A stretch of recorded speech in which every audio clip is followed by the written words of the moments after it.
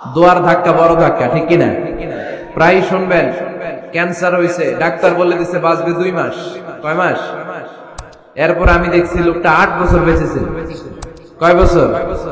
Doctor বলছে বাঁচবে কয় মাস, বেঁচেছিল কয় বছর? 8 বছর। কিসের বরকতে? দোয়া। কিসের বরকতে? তাহলে দোয়ার একটা পাওয়ার আছে না নাই? একটা বিশ্বনবী দোয়া করলেন, আল্লাহ হয় ওমরে ফারুককে আপনি এনে দেন, অথবা আবু জাহেলের মনটারে নরম করে দেন। ওমরে ফারুকের জন্য দোয়াটা কবুল করে নিল কে? এই দোয়ার একটা বরকত ওমরে ফারুকের হৃদয়ে ছুঁয়ে গেল। 1 নাম্বার ধাক্কা। ধাক্কা সব একবারে দেওয়া যায় না। ধাক্কা একবারে দেওয়া যায়? ডাক্তারের কাছে গেলে ডাইরেক্ট কি অ্যান্টিবায়োটিক মারে? কথা বলেন। প্রথমে সামান্য ঔষধ দেয়, সিম্পল ডোজ, তারপরে ডোজ একটু বাড়ায়, ফাইনালি কাজ না হলে অ্যান্টিবায়োটিক মারে। কথা বলেন। প্রথম ধাক্কাটা গেল তিনি দোয়ার ধাক্কা। বিশ্বনবী দোয়া করলেন, ওই দোয়ায় ওমরে ফারুকের হৃদয়ে ছুঁয়ে গেল। এরপরে রব্বুল আলামিন ওমরে ফারুককে ধাক্কা মারলেন কোরআনের একটা সূরা দিয়ে। সূরাটার নাম হলো সূরাতুল হাক্কা। কি সূরা? কোন সূরা দিয়ে ধাক্কা দিছে? সূরা হাক্কা। সূরা হাক্কা দিয়ে দিছে এক, কথা কয় না। সূরা হাক্কা দিয়ে দিয়েছেন এক। আল হাক্কাতু মাল হাক্কা ওয়া মা আদরাকা মাল হাক্কা। সূরা হাক্কা দিয়ে আল্লাহ একটা ধাক্কা মারলেন। ওই যে দোয়া করলেন বিশ্বনবী, দোয়ার পর সাইয়েদনা ওমর ফারুকের হৃদয়ের মধ্যে উথাল পাথাল শুরু হয়ে গেল। সব সময় লুকিয়ে লুকিয়ে বিশ্বনবীরে ফলো করে। বিশ্বনবী ডানে গেলে ওমরে ফারুক ডানে যায়, বিশ্বনবী বাঁয়ে গেলে ওমরে ফারুক বাঁয়ে যায়।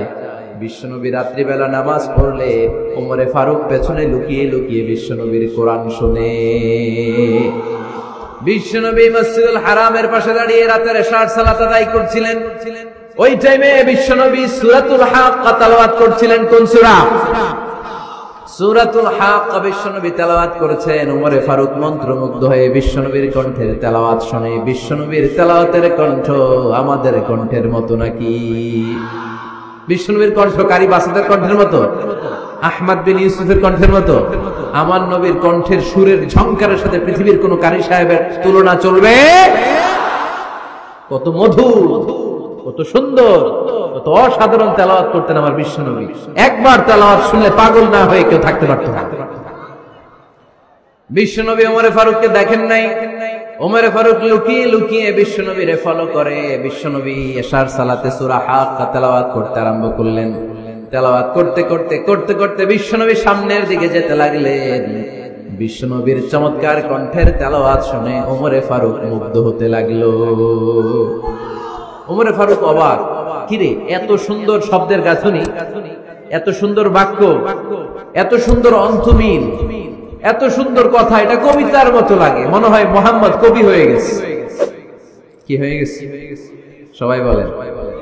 মনে হয় মুহাম্মদ কবি হয়ে গেছে, কাব্য প্রতিভা দিয়ে নিজেই কবিতা বানাইছে।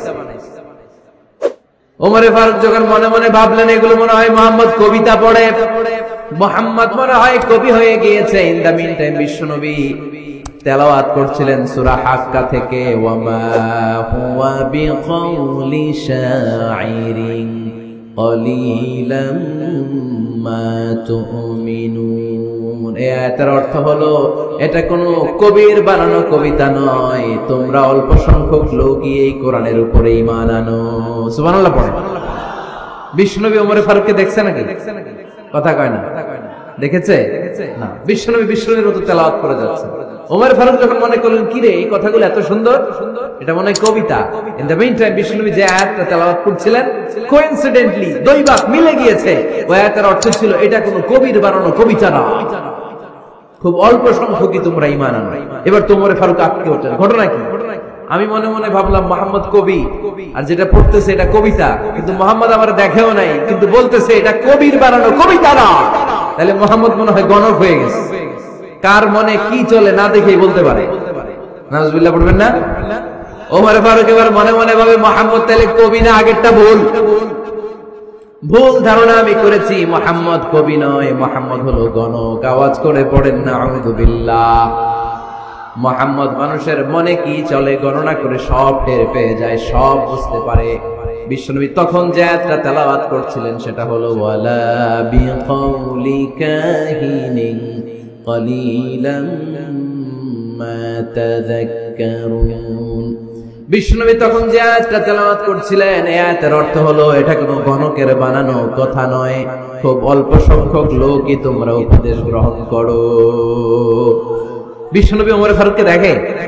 কথা কয় না, দেখে না, কিন্তু মিলে যাচ্ছে।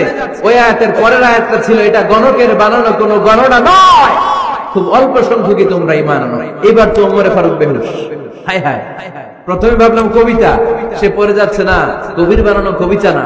এরপর মনে মনে ভাবলাম মনে হয় গণক, সে বলে না এটা গণকের বানানো গণনা নয়। তাহলে এটা কি? এটা কি? কি এটা? কি পড়ে মুহাম্মদ, যার কণ্ঠের তেলাওয়াত শুনলে মানুষ পাগল হয়ে যায়। বিশ্বনবী তখন পড়তে আরম্ভ করলেন তানজিলুম মির রাব্বিল আলামিন। এর মানে হলো এটা কবিতা না, এটা গণকের বানানো গণনা না, মানুষের বানানো কিচ্ছু না, এটা গোটা বিশ্বের রব আল্লাহ পাকের বাণী। সুবহানাল্লাহ পড়েন। এই 2 নাম্বার ডোজ করলো। প্রথম ডোজ পড়ছে দোয়ার ডোজ। প্রথম ডোজ কিসের? দোয়ার। 2 নাম্বার সূরা হাক্কা দিয়ে আল্লাহ দিলেন এক ধাক্কা। এই সূরা হাক্কার ওই ঘটনার পর ওমর ফারুক তো পাগল, পাগল পড়া। কি ঘটে গেল আমার সাথে ওই দিন? আমি মনে মনে যা ভাবি সব মোহাম্মদ বুঝে। আল্লাহ 2 নাম্বার ডোজ দিলেন সূরা হাক্কা দিয়ে এক ধাক্কা। সুবহানাল্লাহ পড়েন। এরপরে ওমর ফারুক প্রায় বিশ্বনবীর কথা ভাবেন, বিশ্বনবী কোথায় যান লুকিয়ে লুকিয়ে দেখেন। এবার রব্বুল আলামিন ভাবলেন এবার সূরা তাহা দিয়ে আমি 3 নাম্বার ডোজ দিয়ে দিব। পড়েন সুবহানাল্লাহ। এবার 3 নাম্বার ডোজ পাবেন, কিন্তু শয়তান ওয়াসওয়াসা দিচ্ছে, ওমর ফারুক যাও, মক্কায় ঘোষণা হয়েছে মুহাম্মদের কল্লা এনে দিতে পারলে এত এত স্বর্ণ মুদ্রা। শয়তানের ওয়াসওয়াসায় আবার ভুল পথে হাঁটতে লাগলেন সাইয়েদনা ওমর। নাঙ্গা তরবার নিয়ে বিশ্বনবীর মাথা কাটার জন্য বের হয়ে গেলেন। বনু জাহারা গোত্রের একটা লোক বলে ওমর তুমি কোথায় যাও? ওমরে ফারুক বলেন মুহাম্মাদের কল্লা কাটার জন্য যাচ্ছি। পড়েন নাউজুবিল্লাহ। আবু জাহারা গোত্রের লোক বলে তুমি মুহাম্মাদের কল্লা কাটতে যাও? আরে তোমার বোন ফাতিমা বিনতে খাত্তাব আর তোমার বোনের জামাই সাঈদ, এরা তো দুজন কালিমা পড়ে মুসলমান হয়ে গেছে। আরে মুহাম্মাদের কল্লা পরে কেটো, আগে ঘর সামলাও। যে ওমর আগে ঘর সামলাও, পরে তুমি মুহাম্মাদের কল্লা কাটতে যাও। ওমর ফারুক রেগে গেলেন, রাস্তা ঘুরিয়ে বাড়ির দিকে চলতে আরম্ভ করলেন। রাগে তিনি গড়গড় করছেন। ওমর ফারুকের বোন ফাতিমা বিনতে খাত্তাব, বোনের জামাই সাঈদ, তাদের 2 জনকে খাব্বাব রাদিয়াল্লাহু তাআলা আনহু সূরা তাহা ঘরের ভিতরে তেলাওয়াত করে শোনাচ্ছিল। পড়েন সুবহানাল্লাহ। সূরা তাহা দিয়ে আল্লাহ একটু পরে ধাক্কা মারবে আরেকবার। ওমর ফারুক যখন আসলেন, ওমর ফারুকের আওয়াজ শুনে খাব্বাব রাদিয়াল্লাহু তাআলা আনহু লুকিয়ে গেলেন। ওমর ফারুক দরজার মধ্যে কড়া নাড়লেন। বোন বলে কে তুমি? সাইয়েদনা ওমর বললেন আমি ওমর। খুলে দেওয়া হলো। ঘরের ভেতরে ঢুকেই কথা নাই বার্তা নাই, নিজের আপন বোনকে মারতে শুরু করলো ওমর। বোন জামাইকে আঘাত করতে শুরু করলো। মারতে মারতে নিজের কলিজার টুকরা বোনকে, বোনের জামাইকে সাইয়েদনা ওমর ফারুক পিটাতে পিটাতে রক্তাক্ত করে ফেললেন। গা দিয়ে ফিনকি বের হয়ে যখন রক্ত বের হয়, সাইয়েদনা ওমর ফারুকের দিলের মধ্যে মায়া তৈরি হয়ে যায়। সাইয়েদনা ওমর ফারুক বললেন আমার কলিজার টুকরা বোন আর বোন জামাই, তোরা কেন মুহাম্মাদের কথায় পাগল হলি? বুঝলাম না কেন মক্কার লোকগুলো পাগল পড়া হয়ে সব মুহাম্মাদের দলে চলে যায়। কি এমন কথা মুহাম্মদ তোদের শোনায়, কি এমন বাণী তোদের শোনায় যে বাণী শুনে সব তোরা মুহাম্মাদের দলে চলে গেলি? কি আছে মুহাম্মাদের কাছে? কি কি জাদুটা? কি কি জাদু পেলি সেখানে? আমার একটু দেখা। বোন ফাতেমা বলে না ভাই, ইন্নাকা রিজিস, তুমি নাপাক, লা ইয়ামাসসুহু ইল্লাল মুতাহহারুন, পাক পবিত্র না হয়ে আল্লাহর এই কালামে স্পর্শ করা যায় নাকি? আওয়াজ করে বলেন স্পর্শ করা যায়? ভাই তুমি গোসল করে আসো, তাহলে তোমার হাতে তুলে দিব, তুমি পড়লেই বুঝতে পারবা কি আছে আল্লাহর এই কোরআনে। সুবহানাল্লাহ পড়েন। সাইয়েদনা ওমর ফারুক গোসল করে আসলেন। বোন এবার সূরা তাহা চামড়ার মধ্যে সূরাতু তাহার কিছু অংশ লিখে খাব্বাব রাদিয়াল্লাহু তাআলা আনহু লুকিয়েছিলেন, ওনার হাত থেকে সূরা তাহার অংশটা নিয়ে সাইয়েদনা ওমর ফারুকের বোন ওমর ফারুকের হাতে দিয়ে বলল, ভাই তুমি আসার আগে এই অংশটা সবাই মিলে তেলাওয়াত করছিলাম। ওমর ফারুকের হৃদয়টা তখন একেবারে নরম, কারণ আগে ধাক্কা খাইছে কয়টা? জোরে বলতে হবে। প্রথম ধাক্কাটা কিসের? হ্যাঁ, দোয়া। দ্বিতীয়টা হাক্কা, সূরার নাম হাক্কা দিয়ে দিয়েছেন আল্লাহ ধাক্কা। এবার দিলেন সূরা তহার ধাক্কা। ওমর ফারুক হাতে নিলেন, খুব ভালো আরবি জানতেন, চমৎকার আরবির অর্থ বুঝতেন, কারণ আরবি ভাষাভাষী মানুষ। হাতে নিয়ে নজর দেওয়ার পরে ওনার চোখ দিয়ে দাঁড় দাঁড় করে পানি বের হয়ে গেল। ওমর ফারুক আয়াতগুলোর দিকে তাকিয়ে পড়তে আরম্ভ করলেন, তাহা মা আনজালনা আলাইকাল কুরআনা লিতাশকা ইল্লা তাযকিরাতান লিমান ইয়াখশা তানজিলাম মিম্মান খালাকাল আরদা ওয়াস সামাওয়াতিল উলা। পড়েন সুবহানাল্লাহ। উনি পড়তে আরম্ভ করলেন, তাহা মা আনজালনা আলাইকাল কুরআনা লিতাশকা, এই কোরআনকে হতভাগা জাতি হিসেবে থাকার জন্য তোমাদের উপর নাজিল করি নাই। তানজিলাম মিম্মান খালাকাল আরদা ওয়াস সামাওয়াতিল উলা, এটা ওই রবের পক্ষ থেকে, ওই সত্তার পক্ষ থেকে নাজিল হয়েছে যেই রব জমিন তৈরি করেছেন, যেই রব বিশাল সুবিশাল আকাশও তৈরি করেছেন। সুবহানাল্লাহ। সূরা তহার এই চমৎকার অসাধারণ শব্দ গাছনি দিয়ে এই আয়াতগুলো যখন পড়তে আরম্ভ করলেন, ওমর ফারুক আর নিজের উপর ব্যালেন্স রাখতে পারলেন না, আর ধরে রাখতে পারলেন না। এবার ডাইরেক্ট অ্যাকশন। এবার কি? এবার কি? 3 নাম্বার ধাক্কা খেয়ে, সূরা তহার ধাক্কা খেয়ে আর সামলাতে পারলেন না, পাগলের মতো হয়ে গেলেন। বলতে আরম্ভ করলেন, আইনা মুহাম্মদ, মুহাম্মদ কোথায়?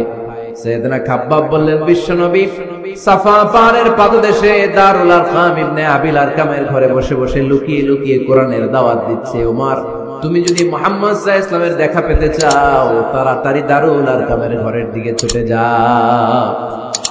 ওমর ফারুক তলোয়ার নিয়ে ছুটলেন, পাগলের মতো ছুটলেন, আর ধৈর্য ধারণ করতে পারেন না। বিশ্বনবীর নূরানী চেহারাটা একবার দেখার জন্য পাগলের মতো ছুটতে আরম্ভ করলেন। ওমর ফারুককে দারুল আরকামের কাছে আসতে দেখে বিশ্বনবীর চাচা হামজা ইবনে আব্দুল মুত্তালিব এসে বলে, নবী তাড়াতাড়ি দারুল আরকামের ঘর থেকে আপনি পালিয়ে অন্য কোথাও চলে যান। ওই যে ওমর ইবনে খাত্তাব নাঙ্গা তলোয়ার নিয়ে আপনার উপর আক্রমণ করার জন্য ছুটে আসছে গো নবী। বিশ্বনবী বললেন, ও আমার সাহাবারা, ও আমার চাচা হামজা, সবাই আপনারা সরে যান, ওমরে আসতে দেন, ওমরে বাধা দিয়েন না। কারণ কিছুদিন আগে তাহাজ্জুদের নামাজ পড়ে আমি আল্লাহর কাছে একটা বিশেষ দোয়া করেছি, আমার মন বলছে ওই দোয়াটা আল্লাহ কবুল করতে শুরু করেছে। ওমর ফারুক চলে আসলেন, এসে কোনো কথা নাই, চিৎকার দিয়ে বললেন, আশহাদু আল্লা ইলাহা ইল্লাল্লাহ ওয়া আশহাদু আন্না মুহাম্মাদান আবদুহু ওয়া রাসূলুহু, আমি সাক্ষ্য দিলাম আল্লাহ এক, অদ্বিতীয়, আল্লাহ ছাড়া কোনো ইলাহা নাই, নিশ্চয় আপনি মুহাম্মদ আল্লাহর বান্দা এবং রাসূল। সুবহানাল্লাহ। এই কালমা শাহাদাতের ভেতরে আল্লাহর কথা, আমার নবীর কথা ঢুকিয়ে দিয়েছে কে? ঝিনুকের ভেতর লুকিয়ে থাকে যেমন মতি, ঝিনুকের ভেতর লুকিয়ে থাকে যেমন মতি, কালমা শাহাদাতে আছে আল্লাহর জ্যোতি, কালমা শাহাদাতে আছে আল্লাহর জ্যোতি। পড়েন, ঝিনুকের ভেতর লুকিয়ে থাকে যেমন মতি, ঝিনুকের ভেতর লুকিয়ে থাকে যেমন মতি, কালমা শাহাদাতে আছে আল্লাহর জ্যোতি, কালমা শাহাদাতে আছে আল্লাহর জ্যোতি। পড়েন আল্লাহু আকবার।